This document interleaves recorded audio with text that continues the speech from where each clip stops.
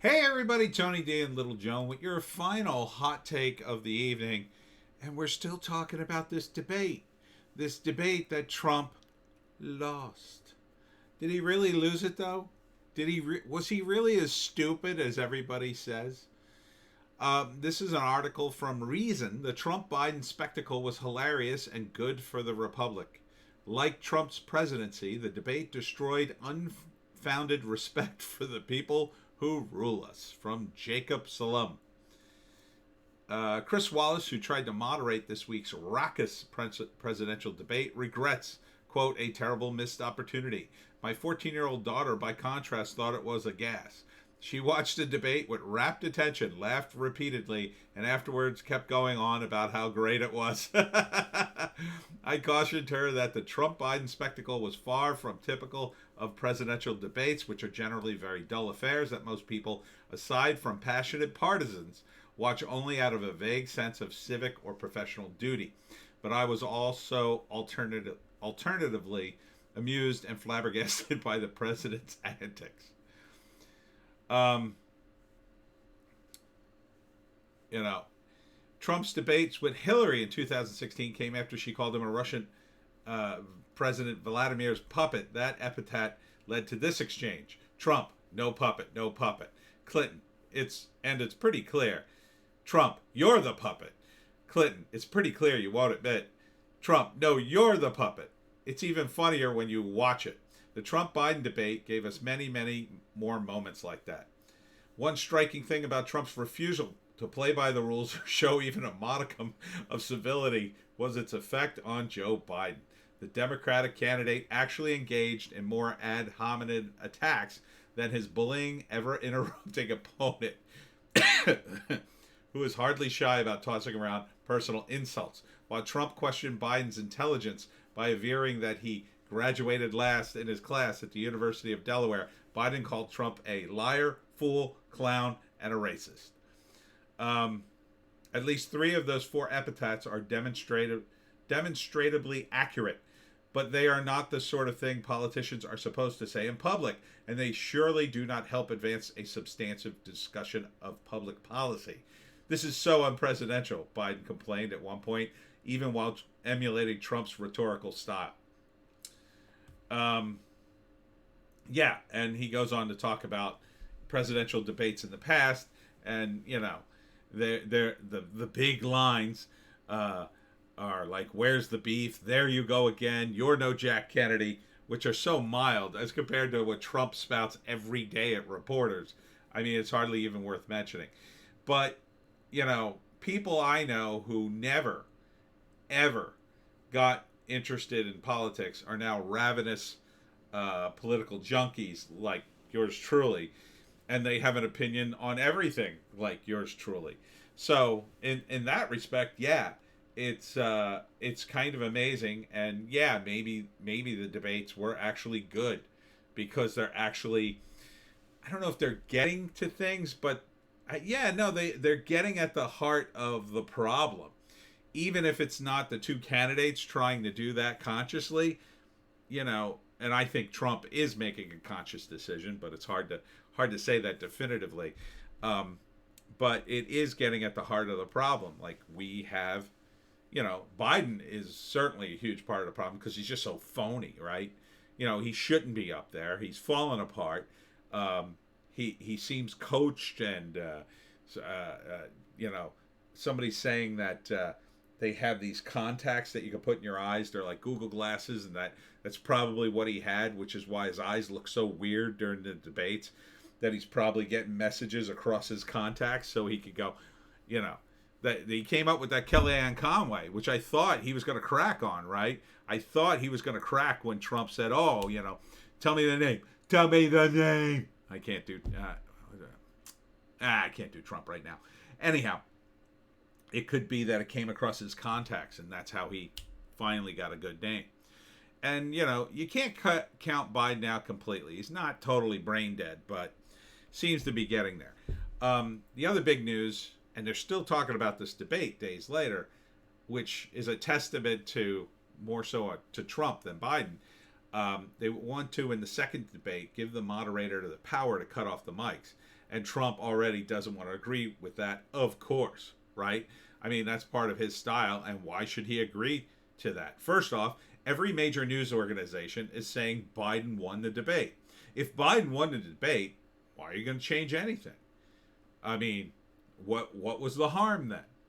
Are you saying that by interrupting Biden all those times, Trump hurt himself, and that you're trying to help Trump? I don't think you are. So, yeah, Trump would be a fool to agree to those rules. And even if he agrees to them, he'll march right over to Joe Biden's mic and start screaming into that. Biden better watch out. Trump ain't gonna stand there while you cut off his mic. No effing way. No effing way. He'll shout to the audience if he has to, because that's the kind of tenacious pit bull Trump is.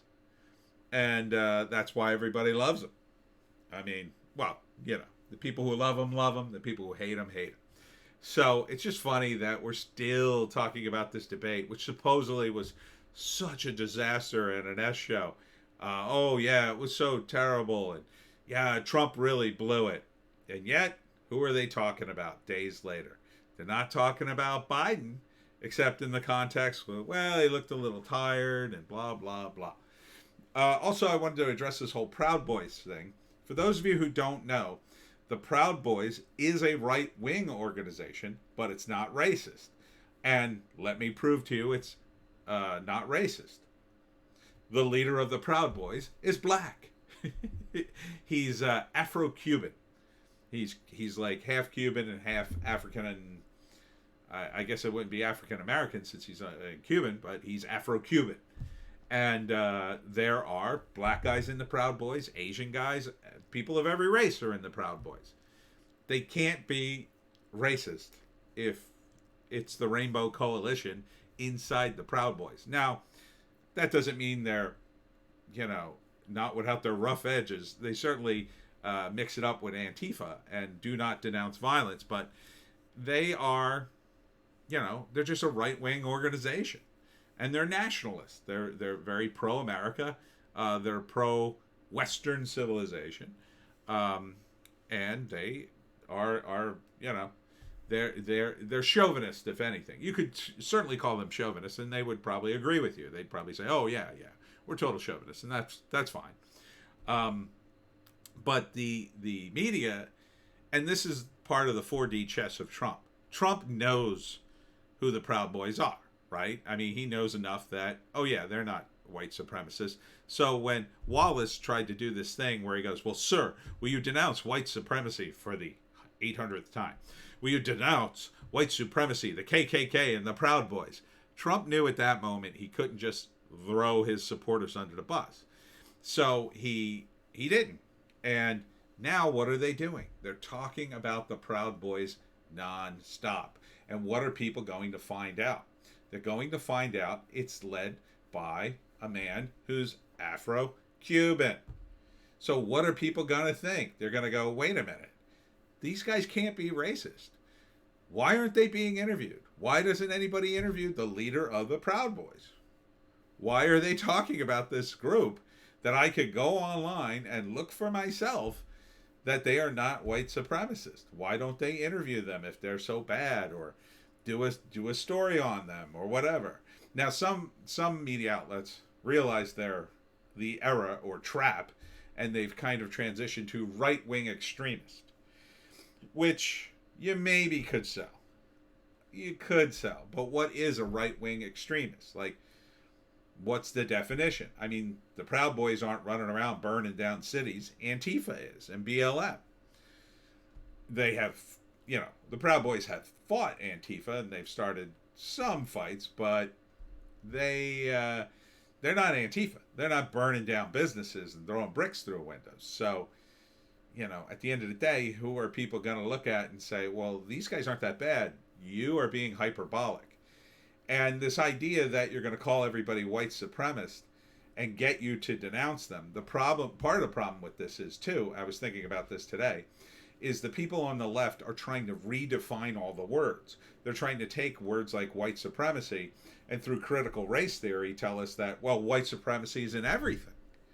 Well, if white supremacy is in almost everything, well, then to denounce white supremacy, you're asking us to denounce everything, which is, you know, which is sort of a trap in and of itself that I don't even think they realize. But you know, they're destroying the word, which and the double ironic thing is the members of the extreme left, BLM and in Antifa, especially in Antifa, are racist. I mean, these people are very racist. We've seen it. We've seen critical race theory and how racist it is. Maybe that's part of the plan. I don't know. But the fact that we're still talking about the debate is sort of mind-blowing to me. It's like, you know, I thought this would be done with today. I thought we'd be on to the next crazy Trump thing, but apparently, you know, people can't get off this. And, you know, when you look at the polls, yeah, there's a lot of them are saying Biden won, but Trump won a Telemundo poll, 66 to like 23. That's a lot of Latinos voting in favor of Trump. That's a big number. Even if you say, well, it's unscientific, okay, but still, he crushed that poll. And I've seen other polls, unscientific ones, that he's crushing too. So, you know, who's to say which is right? Because polls are so inaccurate anyway. And you've got people who are taking these other polls and they're in the bag for the left, for the Democrats. They just don't want Trump. This is the problem with the elites. They're not playing by the rules. The rules would say, tell us the truth and let the chips fall where they may. And their attitude, I think, is, well, we kind of did that in 2016, and look what it got us. It got us Donald Trump, who we hate. And we don't want that again. If we don't cheat, he's going to be back. So, get ready. Get out there. Vote. Because the cheating's a coming.